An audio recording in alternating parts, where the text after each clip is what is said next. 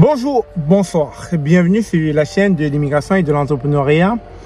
J'aimerais vous partager une anecdote que j'ai vécue. J'ai eu la chance de parler avec un inspecteur des aliments, ici dans la ville de Québec.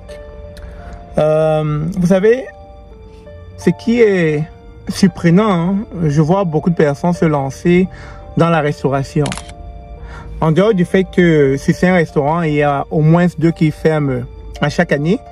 Mais il faut savoir que la restauration est une activité très complexe. Quand je parle de la complexité de cette activité, je parle aussi au niveau de l'hygiène et de la salubrité des aliments.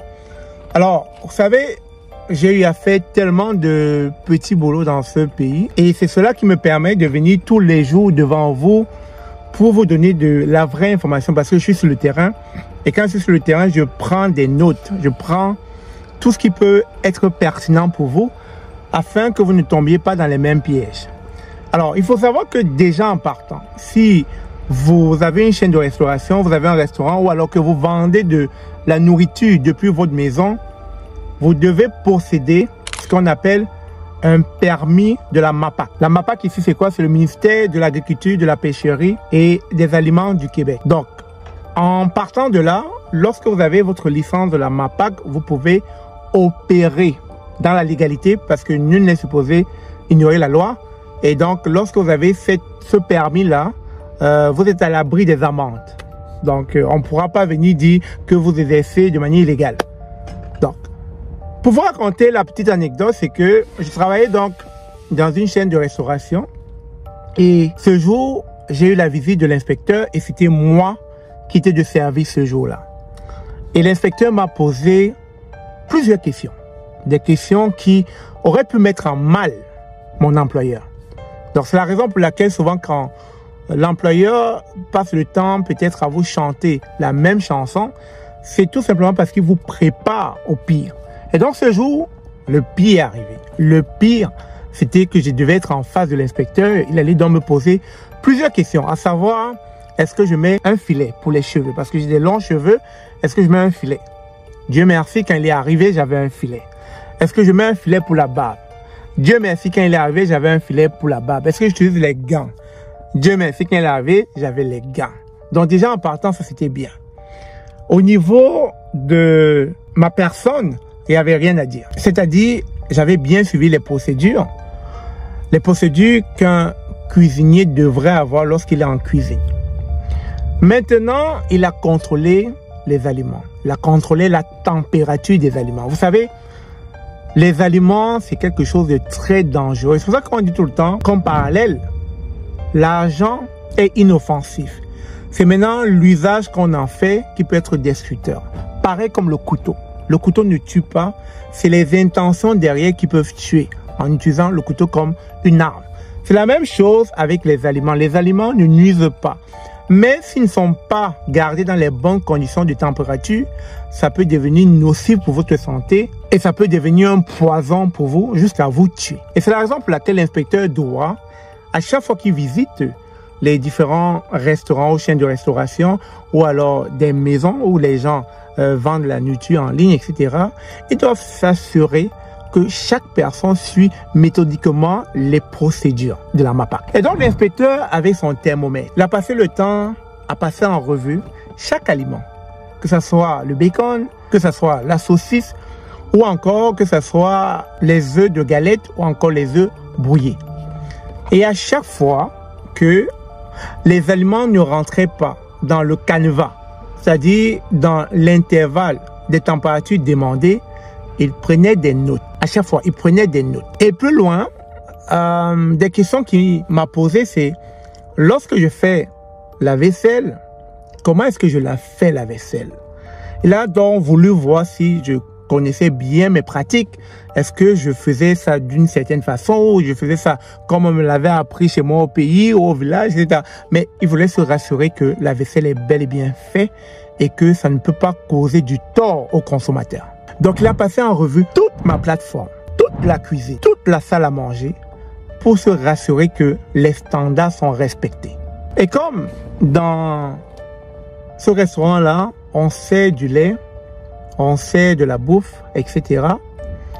Il a demandé lorsque la nourriture sort du four, est-ce que vous les laissez longtemps sur la surface de la cuisine avant d'aller mettre dans le réchaud à plat ou comment vous faites? Et donc partant de là, il m'a fait comprendre que en général, lorsque la bouffe sort du four, vous avez en moyenne 15 minutes pour décider. Soit la bouffe va dans les réchauds pour continuer à être réchauffée, soit la bouffe va dans le frigo. Il n'est pas bon qu'une bouffe reste sur la surface de la cuisine pendant très longtemps. Et quand je parle de la surface de la cuisine, vous comprenez que je parle là du comptoir de cuisine. Parce que si la bouffe reste très longtemps, alors là, il développe des bactéries. Des bactéries peuvent s'attaquer à ces aliments et plus tard, vous allez comprendre que des personnes ont mal au ventre, des personnes ont la diarrhée, etc. Des personnes ont attrapé la gastro. La gastro qui est très communément relevée ici parce que j'ai souvent entendu des collègues dire j'ai la gastro. Peut-être parce que leur bouffe a été mal préparée par eux-mêmes en passant. Donc c'est ça. Et autre chose que j'aurais appris aussi, parce que ça la beauté quand on travaille dans plusieurs types d'emplois, on apprend au quotidien. Et autre chose que j'ai appris à travers l'inspecteur, c'est que lorsque vous avez la gastro, que vous êtes chef cuisinier, que vous travaillez en cuisine, etc., vous devez en aviser votre chef, votre patron, votre employeur. Parce que selon la procédure, selon les normes, vous devez rester chez vous 48 heures dès le moment où vous avez signalé que vous avez une gastro, avant de rentrer. Pourquoi? Parce que vous pourrez contaminer les clients du restaurant, etc. Donc, voilà là quelques pratiques à savoir. Lorsque vous allez vous lancer en restauration, il est indispensable que vous respectez les procédures, les normes établies par la MAPAC. Parce que si jamais il arrivait que ces normes ne soient pas respectées, qu'on trouvait peut-être des rongeurs dans votre restaurant, dans votre cuisine, qu'on trouvait que vous laissez la nourriture sur le comptoir très longtemps, ou alors qu'on trouvait que votre hygiène et salubrité n'est pas adéquat selon les standards, que vous n'utilisez pas les gants, vous ne mettez pas un filet à barbe, bref, que vous êtes un peu nonchalant, que vous êtes un peu tête en l'air, alors vous allez être frappé d'une amende. Et cette amende-là peut être salée. À date, je vous invite à aller regarder la MAPAC, le site web de la MAPAC, ministère de l'Agriculture, de la Pêcherie et des Aliments du Québec. Vous allez voir là quelques entreprises qui ont été frappées. Et quand je déroulais la liste des entreprises qui ont été frappées d'une sévère amende, j'ai vu beaucoup d'entreprises que je connais comme Couche-Tard. J'ai vu Couche-Tard à l'intérieur qui ont été frappées par une amende de 1400 000 $. Donc, et en passant, lorsque la MAPAC relève, c'est-à-dire quand l'inspecteur arrive dans votre restaurant et qui relève certains points qui ne sont pas respectés, alors il vous donne comme quelques temps à pouvoir rectifier le tir. Vous avez quelques jours à pouvoir rectifier le tir, ça peut être un mois. Et quand il va repasser, vérifier si vous avez rectifié le tir, si vous ne l'avez pas fait, dès lors, il va fermer votre chaîne de restauration. Il va fermer votre restaurant ou si vous êtes à la maison, il va vous retirer votre permis. Et ce, peut-être pendant 10 jours ou peut-être pendant 2 semaines, dépendamment. Et si, au bout des 2 semaines, quand il va vous donner le go de d'exercer à nouveau, cela n'est toujours pas respecté, alors c'est une historique qui s'ajoute dans votre dossier. Une historique comme quoi vous faites partie des hors-la-loi, des personnes qui ne respectent pas les procédures. Au bout d'un certain temps, ils n'auront pas de choix que d'interpeller le ministre. Et le ministre pourra donc vous retirer définitivement votre permis d'exercer. Et bien sûr, si on vous retire votre permis, vous tombez au chômage, bien sûr. Mais bien sûr, vous pouvez toujours rentrer en possession de ce permis. Il va falloir encore refaire toutes les démarches nécessaires afin d'exercer dans cette activité. Alors, c'est là le message que je voulais vous partager. C'est là la réalité que je voulais vous partager. Moi, ça m'a fait plaisir de parler à l'inspecteur. Ça m'a permis de connaître davantage certaines choses qu'on peut ignorer. Donc, si demain vous voulez vous lancer dans la restauration ou si vous voulez vendre les repas, etc., il faut être informé et surtout, il va falloir travailler votre hygiène et salubrité parce que c'est de là-bas où viendra votre malheur. Sur ce, merci encore. On se dit à très bientôt. N'hésitez pas, abonnez-vous, partagez. Ça peut aider quelqu'un d'autre qui veut lancer sa chaîne de restauration demain. Et on se dit à très bientôt. Je vous aime. Bye. Bonjour, je m'appelle Francis Roberge et je suis inspecteur en alimentation pour le ministère de l'Agriculture, des Pêcheries et de l'Alimentation du Québec. On dit aussi le MAPAQ, mais pas la MAPAQ. Vous vous demandez peut-être en quoi consiste une inspection alimentaire. Que vérifie-t-on? Comment s'assure-t-on de la salubrité des aliments? Voyons donc à quoi ressemble une inspection alimentaire et répondons aux questions qui reviennent le plus souvent. Le but d'une inspection est d'éviter les toxi-infections alimentaires. Les éléments évalués peuvent être résumés par les 5 M. Matière, méthode, main-d'œuvre, matériel et milieu. Découvrons ensemble de quoi il s'agit. La matière, ce sont les aliments et les ingrédients. Il faut s'assurer de l'innocuité des aliments, c'est-à-dire de vérifier qu'ils sont sans danger pour le consommateur. La température des aliments est contrôlée et leur origine est vérifiée pour savoir d'où ils proviennent. L'étiquetage est aussi vérifié. Est-ce que le produit contient tout ce qui est inscrit sur l'étiquette? Est-ce que les allergènes y sont tous inscrits? Voilà autant d'éléments à vérifier lors d'une inspection. La méthode, c'est la façon de manipuler les aliments. D'une part, on scrute à la loupe les méthodes de travail et d'entreposage afin d'éviter les contaminations croisées, mais aussi pour éviter les mauvaises températures de décongélation, de refroidissement, de cuisson ou de réchauffage. D'autre part, on examine le nettoyage et l'assainissement des ustensiles et des équipements qui sont utilisés en cuisine. On tient compte des spécificités de chaque produit. On ne sert pas des fruits de la même façon que du poisson cru, par exemple. Par main-d'œuvre, on entend le comportement du personnel affecté à la préparation d'aliments, au nettoyage ou à l'assainissement du matériel et de l'équipement qui entre en contact avec les aliments. L'inspection porte alors sur la méthode, la fréquence et les installations de lavage des mains, ainsi que l'utilisation hygiénique des gants s'il y a lieu. De plus, on vérifie l'état de santé ou les blessures des manipulateurs d'aliments, leur tenue vestimentaire, le port de bijoux et de résilles ou encore leur déplacement sans contamination des aliments. Le matériel regroupe les ustensiles, les équipements, les contenants et emballages qui doivent être non toxiques, propres et en bon état. Ils doivent être également inaltérables, tant à l'utilisation qu'au nettoyage.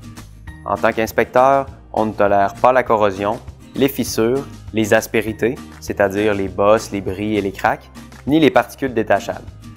Évidemment, tout le matériel doit être rangé adéquatement lorsqu'il n'est pas utilisé. Il doit servir uniquement pour l'usage auquel il a été conçu. Pas question donc de réparer des contenants avec du ruban adhésif, d'utiliser des équipements qui ne sont pas démontables ou d'utiliser des matériaux qui ne sont pas lavables. Par milieu, on entend tous les locaux du bâtiment où sont préparés, entreposés et servis les aliments. À l'intérieur, l'inspecteur vérifie la température de l'eau et sa provenance, la propreté des murs, des planchers et des plafonds. Il vérifie l'absence de contaminants tels que des insectes ou des animaux non autorisés, l'étanchéité des portes et des fenêtres, les moustiquaires, la ventilation, ainsi que la gestion des déchets. Et cette liste n'est pas exhaustive. Pour déterminer le nombre d'inspections qu'un établissement reçoit par année, on détermine la charge de risque. La charge de risque permet de classer les établissements afin de déterminer l'intervalle d'inspection. Elle est déterminée par plusieurs facteurs tels que le type d'établissement ainsi que le résultat de l'évaluation des 5 M. Un établissement dont la charge de risque est élevée sera donc inspecté plus souvent qu'un établissement dont la charge de risque est faible. Par exemple, un établissement dont la charge de risque est moyenne sera inspecté une fois par année, tandis qu'un établissement dont la charge de risque est élevée sera inspecté aux 3 mois. Des visites supplémentaires peuvent avoir lieu pour le suivi de maîtrise d'un point précis, l'obtention d'un permis, des plaintes ou des prélèvements. Comme vous avez pu le voir, les inspecteurs du MAPAQ sont là pour s'assurer que les exploitants respectent les règles en vigueur. L'exploitant, pour sa part, joue un rôle essentiel pour vous éviter une toxi-infection alimentaire afin de consommer des aliments qui sont sains et salubres. Au restaurant ou à l'épicerie, la réglementation imposée aux exploitants vise à assurer que chaque étape de la préparation ou de la conservation soit effectuée avec rigueur dans le but de garantir votre sécurité et conserver votre confiance. N'oubliez pas que vous avez aussi un rôle important à jouer. Si vous êtes témoin d'un comportement inadéquat de la part d'un manipulateur d'aliments, il faut le lui signaler et le signaler au MAPAQ. Il en va de la santé de tous.